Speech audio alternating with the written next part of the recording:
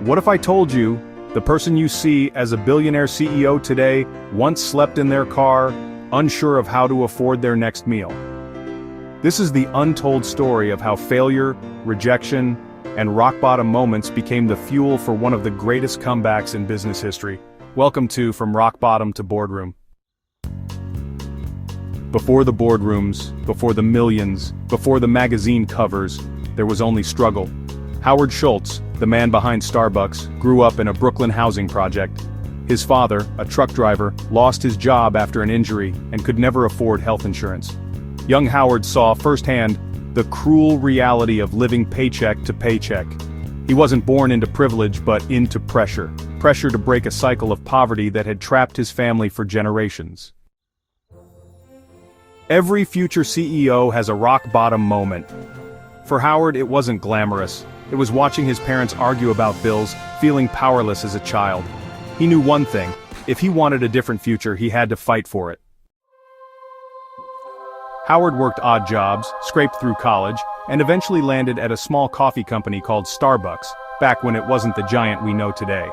Here's the twist. Starbucks originally only sold coffee beans and equipment, not the cafe culture we love.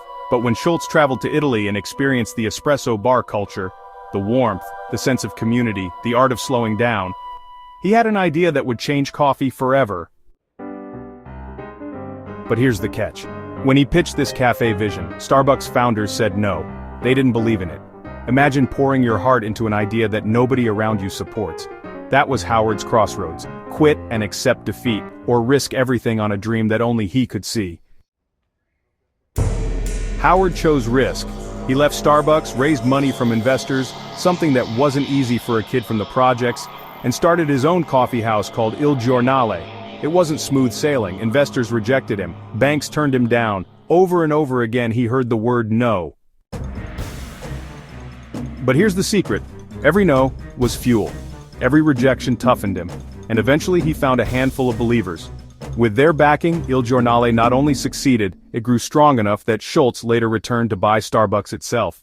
The kid who grew up with nothing now owned the company that once turned him down. From there, Howard Schultz transformed Starbucks into the global brand we know today.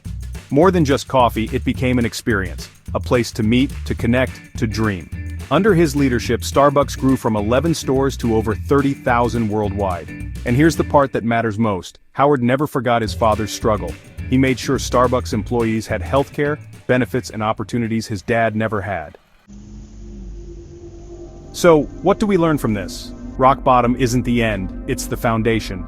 Schultz's story proves that your past doesn't decide your future. Rejection doesn't mean failure, it means redirection. And, the darkest parts of your journey might just be the soil where your greatest growth begins. Howard Schultz once said, "Dream more than others, think practical. Expect more than others, think possible." That's not just coffee shop wisdom, it's honestly a blueprint for anyone stuck at their rock bottom right now. The next time life knocks you down, remember this story. A poor kid from Brooklyn, rejected and underestimated, built a billion-dollar brand that reshaped the way the world drinks coffee. If he could turn his rock bottom into a boardroom, so can you.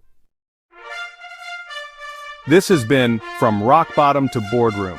If you found inspiration in this story, don't forget to subscribe, share it with someone who needs hope today, and join us next time as we uncover another powerful journey from struggle to success.